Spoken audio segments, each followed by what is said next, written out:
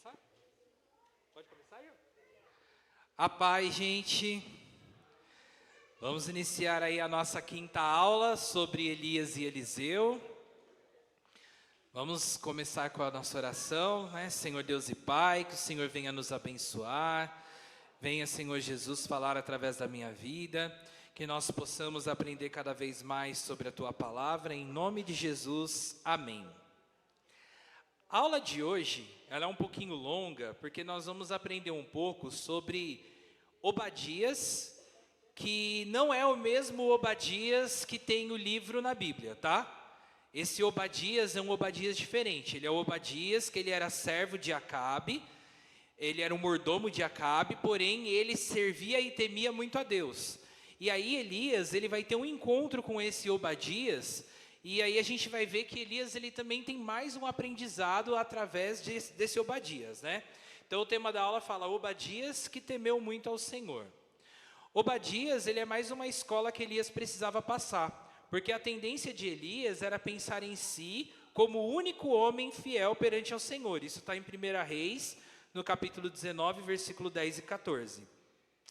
E mais ainda, precisava aprender que alguém poderia conservar o temor do Senhor, mesmo servindo a um rei perverso como Acabe. Isso está em 1 Reis 16, 33. Então, o que nós vemos aqui? Elias, ele acreditava que todo mundo estava corrompido, toda Israel estava corrompida pelo pecado, todos estavam servindo a Baal, e ele cria que só ele que não fazia isso. Então ele percebe, ele descobre que tem mais um homem que servia a Deus, que era temente a Deus, e que não se deixou corromper pelos profetas de Baal, por Jezabel.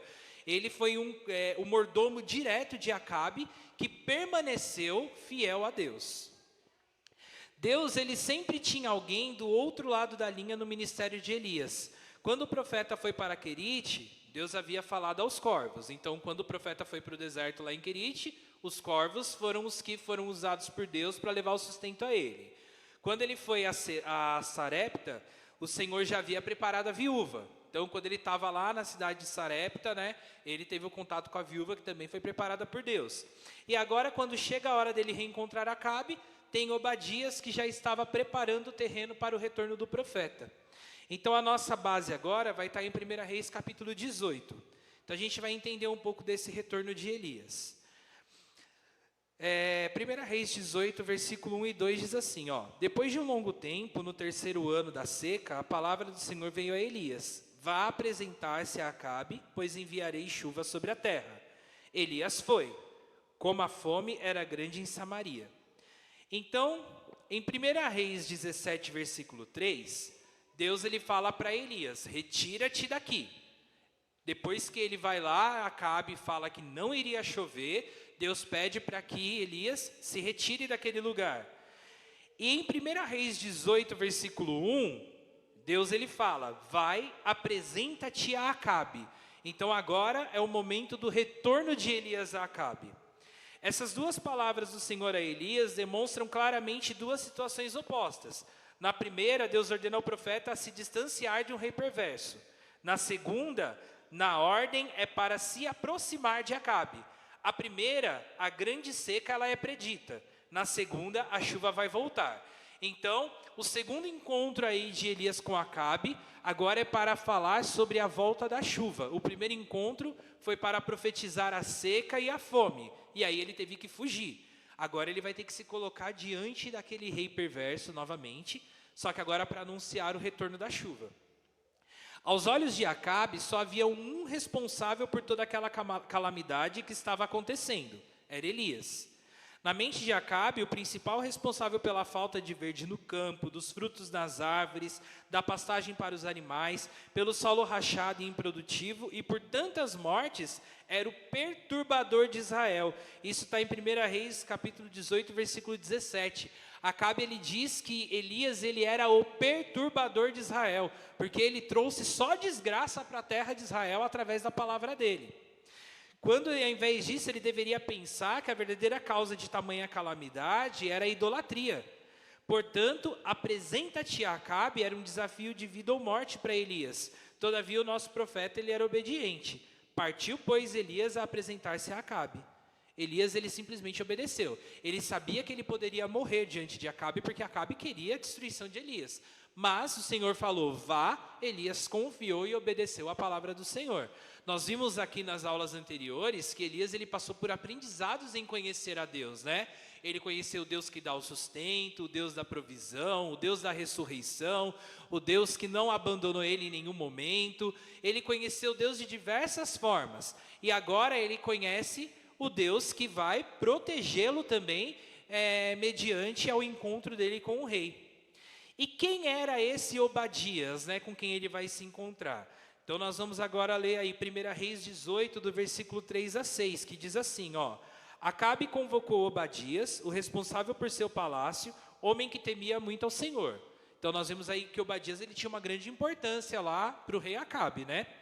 Enquanto Jezabel estava eliminando os profetas do Senhor, Obadias reuniu 100 profetas e os escondeu em 2 cavernas, 50 em cada uma, e lhes forneceu comida e água. Olha como Obadias era um homem importante, não somente para Acabe, mas também era importante para o povo de Deus, né? Jezabel estava eliminando todos os profetas do Senhor, e Obadias fez o quê? Reuniu 100 profetas, escondeu e alimentou esses profetas, mesmo ele sendo um cara importante para o rei, ele foi ali, ó, escondido, e fez tudo isso em nome do Senhor.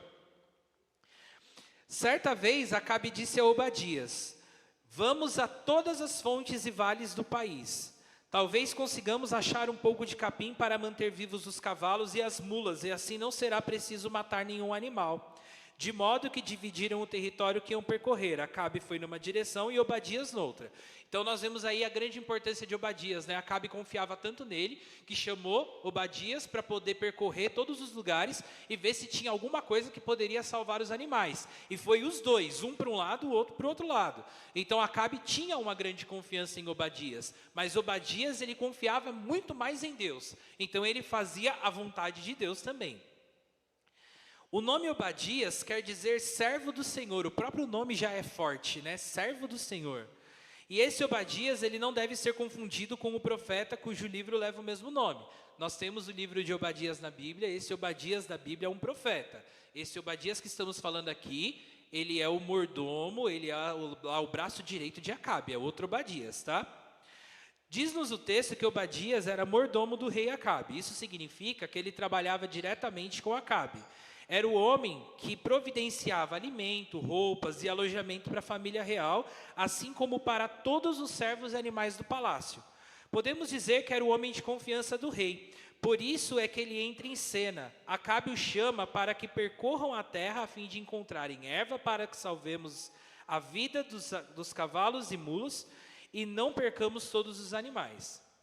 Mas nós temos outra informação sobre Obadias. Em 1 Reis 18:3 fala que Obadias, ele temia muito ao Senhor.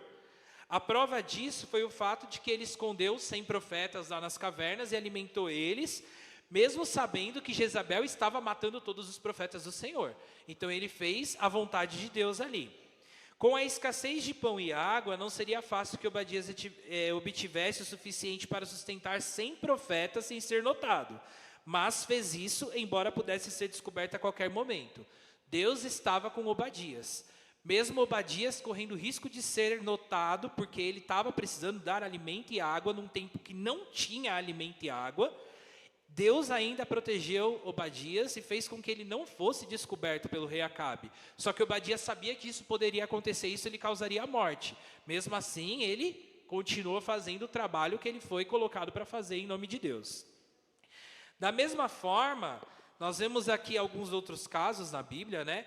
Noé, que foi um homem justo e íntegro entre os seus contemporâneos, que estavam dominados pela maldade. Nós vimos lá que quando Deus ele resolve destruir a terra com dilúvio, né? Ele só encontrava Noé. Ele só via Noé, assim como nesse tempo de Jezabel só via ali dentro do reinado Acabe, né? Não vamos considerar Elias, porque Elias ele era um profeta que ele foi enviado a Acabe, foi retirado. Então ali no reino de Israel só sobrou Obadias, o único fiel a Deus. José, que serviu a Faraó no Egito e foi reconhecido homem de Deus. No Egito também, que tinha tanta coisa errada, tanta maldade acontecendo, havia um homem justo que era José. E também da maneira que Daniel foi fiel ao Senhor no palácio de Nabucodonosor, né? Quando todos estavam ali também em adoração, né? Aos profetas, a Baal, Daniel ele foi separado também, né? Daniel ele era um homem íntegro que ele não perdeu ali a sua fidelidade ao Senhor e fez toda a vontade de Deus. Então nós vemos aí alguns exemplos, né? De outros cristãos que permaneceram firmes na presença do Senhor, mesmo com toda a maldade, mesmo com toda a corrupção acontecendo ali em volta. E outro exemplo também, é que também havia cristãos na casa de César, isso a gente vê lá em Filipenses 4:22, a serviço do imperador de Roma, o mesmo que perseguiu os cristãos. Mesmo César perseguindo cristãos, dentro ali existiam pessoas que acreditavam em Deus e não permitiam que toda aquela corrupção corrompesse a vida deles também. Onde nossa luz deve brilhar? É claro que deve ser nas trevas.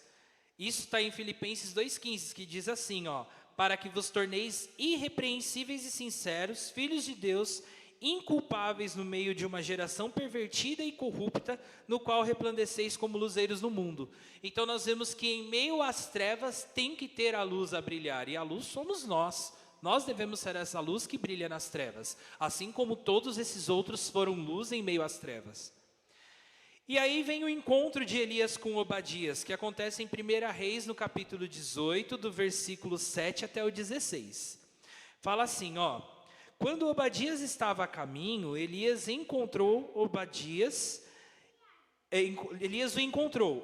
o reconheceu, inclinou-se até o chão e perguntou: és tu mesmo, meu senhor Elias? Sou, respondeu Elias. Vá dizer ao seu senhor, Elias está aqui. O que eu fiz de errado? Perguntou Obadias. Para que entregues o teu servo a Acabe para ser morto. Juro pelo nome do Senhor, o teu Deus, que não há uma só nação ou reino aonde o rei, meu senhor, não enviou alguém para procurar por ti. E sempre que uma nação ou reino afirmava que tu não estavas lá, ele os fazia jurar que não conseguiriam encontrar-te. Mas agora me dizes para ir até o meu senhor e dizer-lhe, Elias está aqui.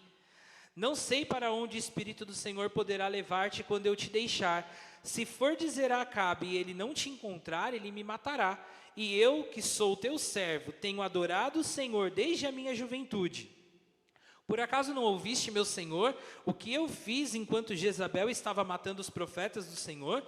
Escondi 100 dos profetas do Senhor em 2 cavernas, 50 em cada uma, e os abasteci de comida e água. E agora me dizes para ir ao meu senhor e dizer-lhe, Elias está aqui, ele vai me matar. E disse Elias, juro pelo nome do Senhor dos Exércitos, a quem eu sirvo, que hoje eu me apresentarei a Acabe. Então Obadias dirigiu-se a Acabe e passou-lhe a informação, e Acabe foi ao encontro de Elias. O que acontece aqui? A primeira atitude de Obadias para com Elias foi de respeito. Ele se prostrou-se ali aos pés de Elias, e ele disse, és tu, meu senhor Elias? Eles já se conheciam, mas para Obadias, o profeta Elias já estava morto há muito tempo, né? Porque ele fala que Acabe procurou em vários lugares por Elias, e ele não acreditava que Elias ainda estava vivo, né? E para Obadias foi uma surpresa encontrar o profeta, mesmo que ele estava procurando erva e não um homem. Então ele estava ali com uma missão e encontrou Elias no meio do caminho. A palavra de Elias, ela foi um peso para Obadias. Por quê? O que acontece? Ele pede para Obadias falar para Acabe que Elias estava ali ao encontro. E Obadias ele se assusta, por quê? Porque ele conhecia o Deus. Ele conhecia o Deus que Elias servia, que era o mesmo que ele servia. E ele sabia que Deus poderia arrebatar Elias para qualquer lugar para fugir de Acabe. Assim como escondeu Elias durante tanto tempo. Aí ele pensou assim, eu vou lá e falo para o rei, Elias está te esperando. Aí Deus arrebata Elias para outro lugar, o rei chega lá e Elias não está. O que vai acontecer com ele? Ele vai morrer. Você mentiu para mim. Acabe vai falar, você mentiu para mim, Obadias. Você falou que ele estava lá e não está, então agora você vai morrer por isso. Então, Obadias ele teve muito medo. Fala assim, então ele disse a Acabe que Elias estava em tal lugar, e ao verificar o profeta já não se encontrasse, o rei poderia ver nisso uma grande mentira, e Obadias pagaria com a própria vida. Então esse era o maior medo que Obadias tinha, era falar para Acabe onde estava Elias, e Elias for arrebatado pelo Senhor, e aí Acabe iria destruir Obadias. E ali ele começa a falar, né, para Elias: pô, eu fiz tantas coisas em nome de Deus, olha o que eu fiz, eu estive ali protegendo 100 profetas do Senhor, e agora você vai me pedir uma coisa dessas para que eu seja morto? Só que aí Elias disse o seguinte, ó: tão certo como vive o Senhor dos exércitos, perante cuja face estou, deveras hoje me apresentarei a ele. Essa palavra, ela foi uma espécie de juramento por parte do profeta. Ele empenhou sua palavra fazendo uso do nome do Senhor. Obadias precisava dessa garantia, mas aqui nós temos algo novo. É a primeira vez que Elias se refere a Deus como Senhor dos exércitos. O que há por trás desse nome? Então, fazendo umas pesquisas, ó, no hebraico a expressão se chama Jeová Sabal. Essa expressão, ela aparece 247 vezes no Antigo Testamento e somente 2 vezes no Novo Testamento, que é em Romanos 9, 29 e Tiago 5, 4. Depois vocês podem ler para poder confirmar, tá? Sendo que uma delas é uma citação direta de Isaías. Então, ainda assim, uma desses 2 versículos é citado pelo Velho Testamento. Esse nome ele foi muito usado por Isaías, Jeremias, Ageu, Zacarias e Malaquias. Foram os que mais utilizaram, foi esse nome de Senhor dos Exércitos. Mas não é tão frequente nos primeiros livros do Antigo Testamento. E qual é a importância de dar destaque a esse nome divino nessa lição? Ele revela 2 facetas importantíssimas do caráter de Deus. A primeira é o poder de Deus. Exército se refere principalmente aos exércitos celestiais de anjos que servem ao Deus Todo-Poderoso. O Salmo 24, ele menciona que Deus é forte e poderoso, poderoso nas batalhas. Isso está lá no Salmos capítulo 24, versículo 8 e 10. As frequentes guerras de Israel para conquistar suas promessas e preservar o que foi conquistado, fizeram com que uma verdade fosse revelada. Um só homem dentre vós perseguirá 1000, pois o Senhor vosso Deus é quem peleja por vós, como já vos prometeu. Isso está em Josué 23, 10. Isso significa que ele sempre foi o comandante supremo de todo o poder militar em Israel. E mais, ele entra na batalha e ele está na batalha. Então nós vemos aí o poder de Deus, né? Ele é o maioral nas guerras. Ele é aquele que comanda tudo. Israel venceu muitas batalhas em nome do Senhor, porque Deus estava ali com eles o tempo inteiro. Se Deus não estivesse com Israel, Israel não venceria, né? Tem até um momento que Moisés fala: se o Senhor não for, eu não vou também. Porque ele sabia o poder de Deus, como Deus ele era poderoso nas batalhas. E aí, ó, quando Davi estava com Golias, Davi disse o seguinte: tu vens contra mim com espada e com lança e com escudo. Eu, porém, vou contra ti em nome do Senhor dos exércitos, o Deus dos exércitos de Israel, a quem tens afrontado. Isso está em 1 Samuel 17:45. Em outras palavras, o segredo das vitórias de Israel nas batalhas sempre foi esse: seu comandante é muito bom. Resumindo, Deus tem um exército e ele comanda esse exército para pelejar no céu e na terra em favor do seu povo. Então nós vemos aí que o Senhor dos exércitos revela o poder de Deus, que é a primeira característica suprema que nós temos do nosso Deus. A segunda característica que é revelada através do nome Senhor dos exércitos é a santidade. A visão que Isaías teve de Deus no capítulo 6 é mais que suficiente para a nossa segunda afirmativa. No ano da morte do rei Uzias, eu vi o Senhor assentado sobre um alto e sublime trono. Serafins estavam por cima dele e clamavam uns para os outros, dizendo: Santo, Santo, Santo é o Senhor dos exércitos. Toda a terra está cheia da sua glória. Isso está em Isaías capítulo 6, verso de 1 a 3. Alguém já disse que a santidade de Deus é seu principal atributo. Por isso, Deus que nos protege é o mesmo que pede de nós santidade de vida. Isso está em 1 Pedro 1,16. Então Elias ele dizia o que a Obadias no momento em que ele se refere a Deus como Senhor dos exércitos? Ele se referia que Deus ele era poderoso e que Deus ele era santo. Ele falava da santidade de Deus e falava do poder de Deus. Então, se Deus ele era santo e poderoso, não tinha o que Obadias temer. Obadias poderia se apresentar a Acabe, falar que Elias estava ali, e Elias também não teria o que temer, porque Elias sabia que o Senhor dos exércitos estava com ele. Amém? E o quarto e último passo que nós temos é quando Elias finalmente chega diante de Acabe. No versículo 17 e 19 do capítulo 18 diz assim, ó: quando viu Elias, disse-lhe: é você mesmo perturbador de Israel? Isso é Acabe quando já encontra com Elias, tá?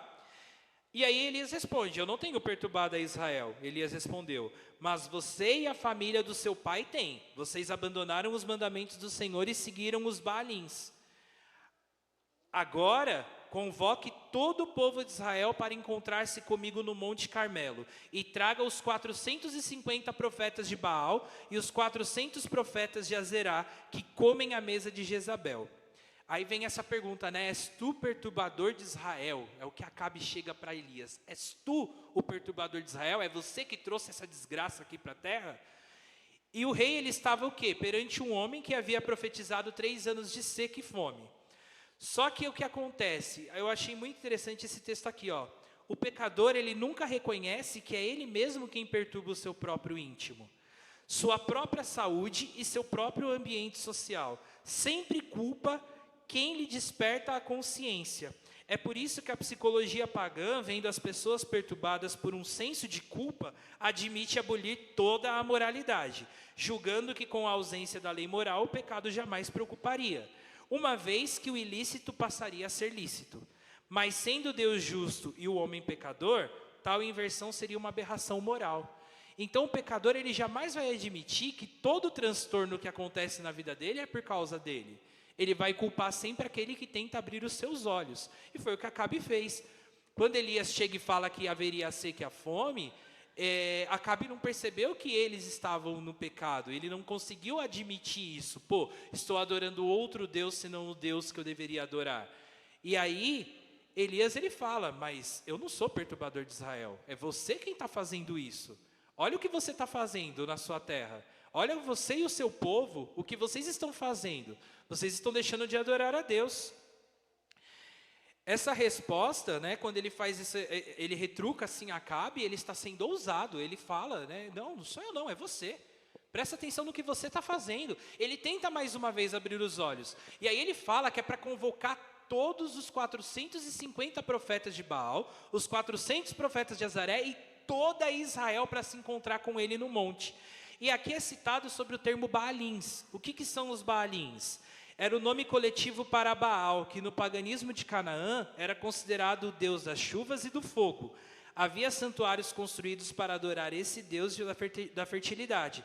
Essa adoração incluía os piores abusos sexuais e o sacrifício de crianças. Isso está em Jeremias capítulo 19, versículo 5. A dimensão dessa terrível idolatria era tamanha que Elias, ao lançar o desafio, que será estudado na próxima lição, mencionou 450 profetas de Baal, que é 1 Reis 18, 19. Por isso, podemos perceber a influência do paganismo em Israel e a necessidade de um castigo divino. E também a necessidade do desafio público e final de Elias aos profetas do poste ídolo que comem à mesa de Jezabel, que é como está em 1 Reis 18, 19. Então o que acontece? A dimensão do paganismo era tão grande que eram 450 profetas de Baal que estavam ali.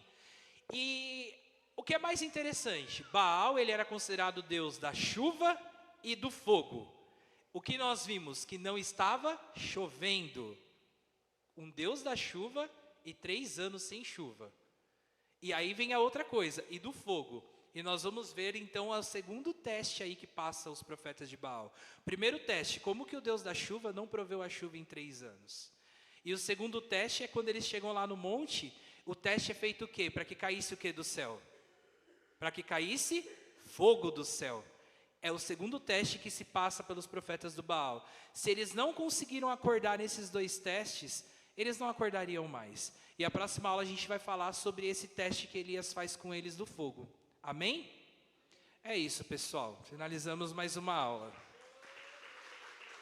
Obrigado, Senhor, por este momento, Pai, que possamos, Senhor Jesus, ter adquirido mais aprendizado com a Tua palavra e que o Senhor conduza o culto de logo mais, em nome de Jesus. Amém.